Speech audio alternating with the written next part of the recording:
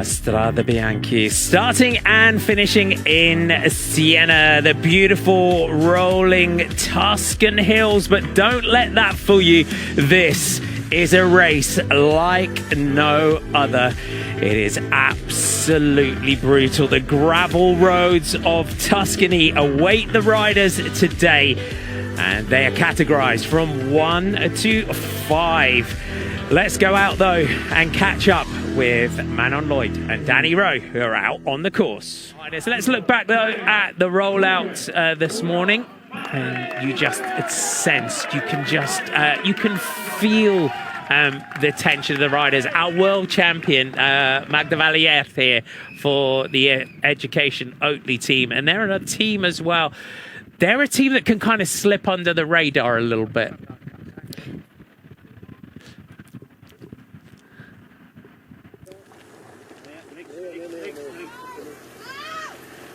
So we're out on the course. We're just looking back a little bit earlier on as well in the race. So Anna van der Breggen having a mechanical.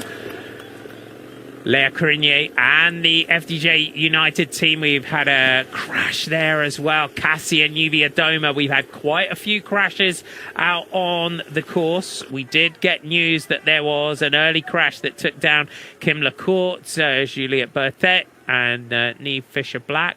Sylvia Persico coming up to her, having some issues, and you can just see the control that you have to have here on the gravel. So riders just going down there.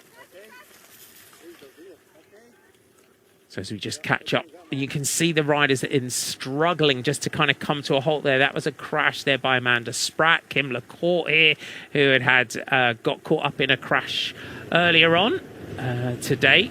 And it is savage out there is the best description, I think, especially looking at that setup to the day. It is, and it's looking really loose gravel out there. We can just see that crash from Kasia from Sylvia Persico, just on sections that you wouldn't think would be causing any issues like that, but just the wheels slipping away with a little bit of off camber there on the side of these gravel roads, and looking like quite a small group here at the front of this race. It's a really all-rounder bike race this. You need to have a bit of everything as a bike rider to perform well here. Yeah, you can see just how loose it is. Demi Vollering talking into the radio. Borghese has been on such great form in previous weeks, but Chabe is just what? She's just one of those really gutsy, brave riders that just always throws herself in. Oh, Pauline Ferrand-Prévot in the FDJ car. Josie Nelson trying to come back there. So Pauline Ferrand-Prévot, unfortunately, has got a mechanical, and it looks like the rear in the chain caught up completely there. That is a shame. Disaster for Pauline Ferrand-Prévot, and it shows as well just how far back the team cars are. Yeah, and I think we could just see there, that was the likes of Kim Lacourt just coming back through those cars, so not too far from the front, but that is why some of the team cars have been caught up behind. We go back to this group. Demi Vollering is the rider on the front. Femke de Vries, Lotte Kopecky, Paula Blasi and Lucinda Brand. That is the makeup of this group. And you would look at this and sense that this group, and she may get some assistance from Kopecky, who would want to come back up towards the front, but this is going to be a lonely ride for Vollering. Yeah, it is, because Kopecky clearly isn't having the legs that she would like for today, so dragging someone like Vollering back when she potentially doesn't have much left in herself anyway isn't something that she's going to do. So it'll be interesting to see if FDJ United Suez send anyone back. Oh, we go back here. We've gone the wrong way. Group's gone the wrong way. So Anna van der Breggen and the group. So how has that happened as well? Taking a wrong turning into the gravel here, unfortunately. Oh, what a shame when that chase was just coming back. They've gone a long way off route as well. So that is pretty much, I would say, race over for these riders. And maybe they've been diverted that way. Maybe it was the fault of one of the riders. But, you know, everyone has access to that GPS. Everyone has a map on their bikes. And it does look like it was the fault of one of the riders not following that bike up in front. Yeah, let's have a look at this, because our next No, sector... it was the bike in front, I believe, taking those riders the wrong direction. But like I say again, all having a map on there. As Longo Borghini turns up the pressure here on the front, and it's Chabet that comes through, flying the flag for FDJ.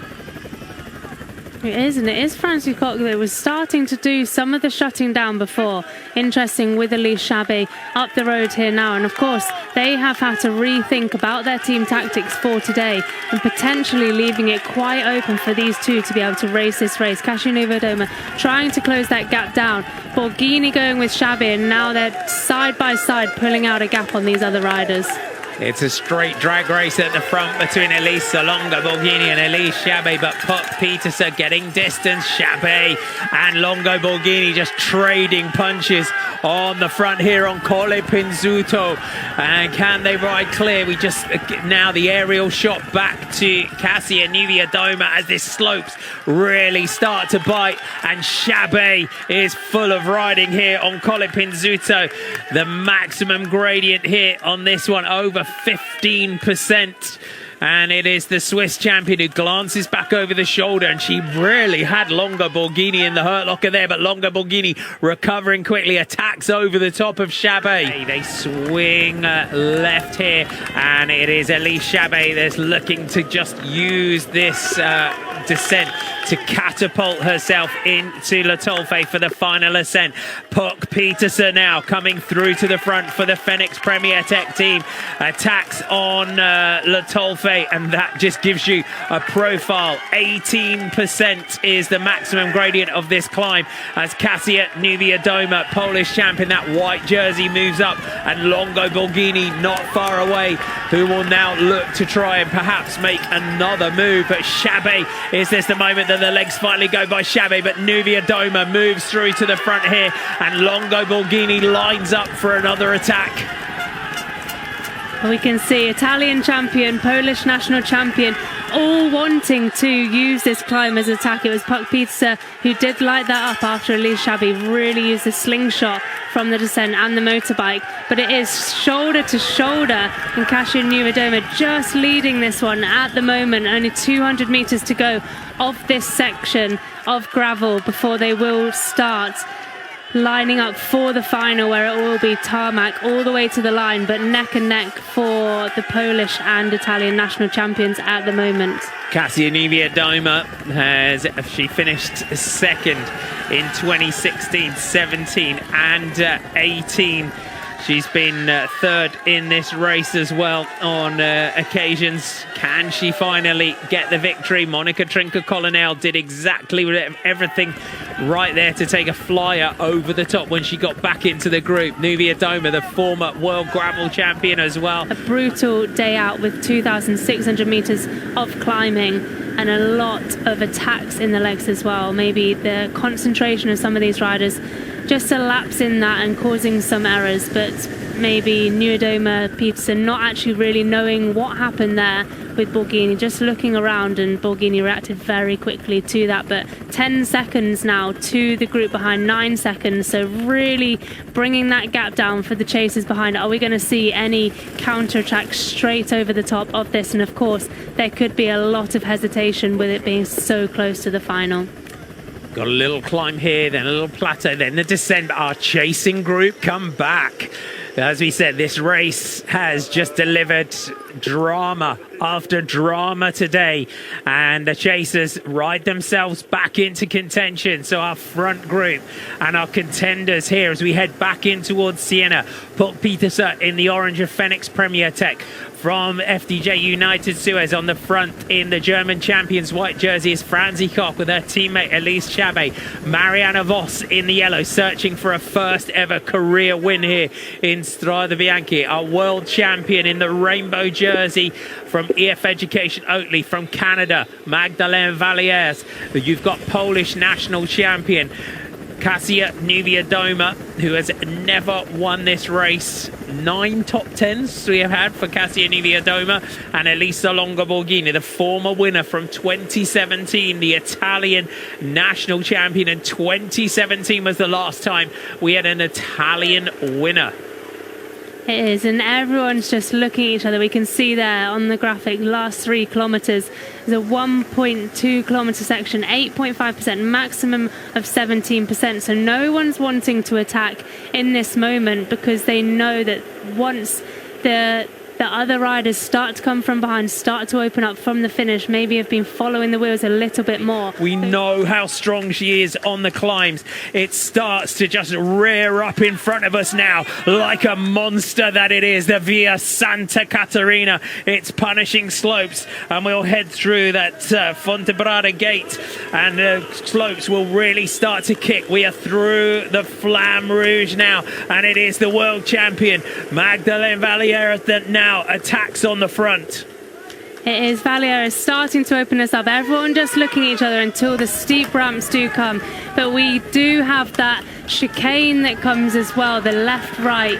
There we go, through the arches. Marianne Voss's legs have really blown up now. It's still going to be another top 10 for her, but no top 5 for Marianne Voss as we start to head through the chicane very soon, and that's where the positioning is going to be so important, and making sure you can open your finish up on these steeper ramps. We go left and right. Monica Trinca-Colonel has gone. Marianne Voss is gone. Still in contention here. It's Franzi Koch, Magdalene Valliere, Elise Chabet, Longo Borghini, Nuvia Doma and Peterson, and it is the German champion, Franzi Koch, that is putting the power on the front. Longo Borghini goes right. Nuvia Doma here goes left. Elisa Longo Borghini, she knows how to win this race, and she knows exactly where to go. Longo Borghini on the front. Nuvia Doma is managing the attack here of Elisa Longo Borghini, and Elise Chabet is also still in contention, but it's Longo Borghini who is going to come to the top of the climb and swing right in the lead. But it is all about positioning here. It's Longo Borghini, Nuvia Doma, Chabet and Koch that are still in contention here with 400 metres to go. The final corners. Who has the opportunity here? Is there a gap to try and come through?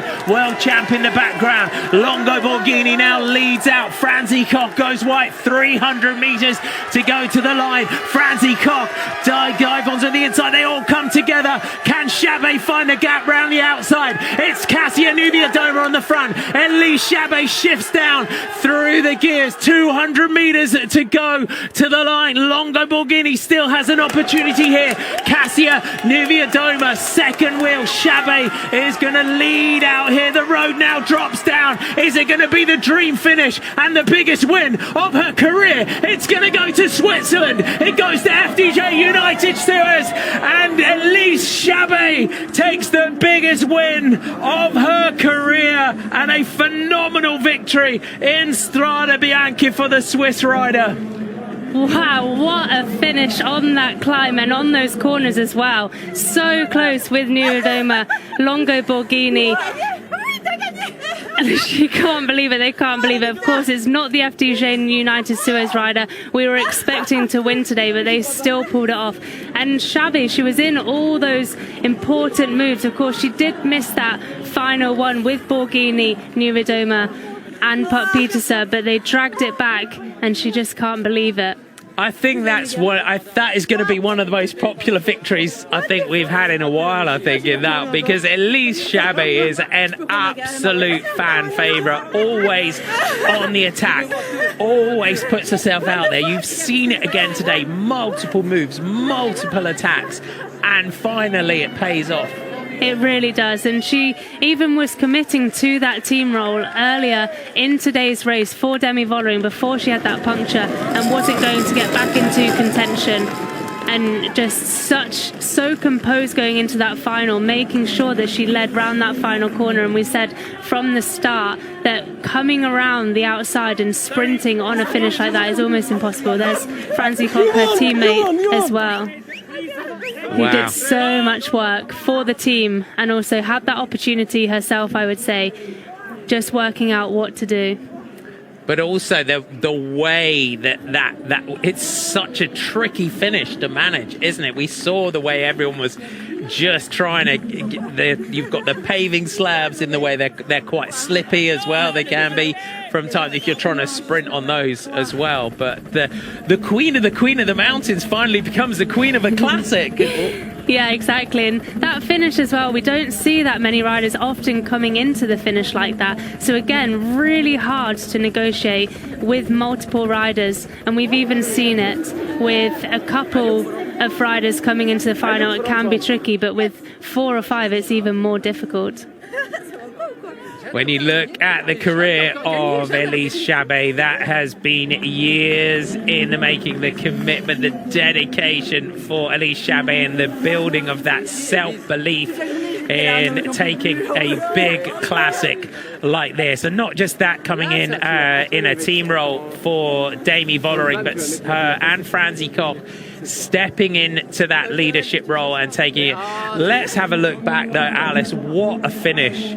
It was neck and neck. Borghini, Niewiadoma, Chabet there, just following, just staying in contention, doing what she needed to do. It is such a brutal climb. You can see the gritting of the teeth. You'll even feel the lactic acid in the arms of these riders as they were going over the top. This slow-mo really showing the pain on everyone's faces. But as we said, it's so unusual to come into the finish with this many riders to manage. Yeah, definitely. And I think, you know, the race has played out slightly different to what we may be expecting with the mechanical issues, with the wrong turn of the chasing group. But you have to be in this situation. We know Kasia Niewiadoma did have a crash. She managed to get herself into contention. This is where we saw the 3 riders all fighting for this left-hand corner. Kasia's back wheel drifting there as well. Chabet just able to take that corner a little bit better, get on the power better to set up for the next corner. And a brutal second place for Kasia Niewiadoma, her 4th second place here without a win. Oh, what a day though. Let's get some instant reaction from Manon Lodius with Pop Petersen. Yeah, I mean, it's so many emotions. I think I cannot realize for now. I think I will in the days. It's good I go 3 weeks in altitude. I will have time to realize, and wow, it's just amazing. How much is important for you to be the first Swiss winner of Strade Bianche Women? I didn't even know I was the first Swiss, but like it's one of my preferred race. I really like this race, and yeah, we started with such a strong team, and we had really a plan to. I mean, Demi is the best rider, and yeah, then unfortunately she had a problem, and we were only Francie and me, and I did already some efforts before. I was in the break, and yeah, I was really on the limit so many times, and so many times in my head I was like, well, I just want to give up. But then I was like, no, I mean, for Demi that is behind, and for all the work that my teammates made, I was like, I need to go to the finish and see. And I passed the line first, and wow, I just cannot realize. Oh, thank you. Enjoy. Thanks.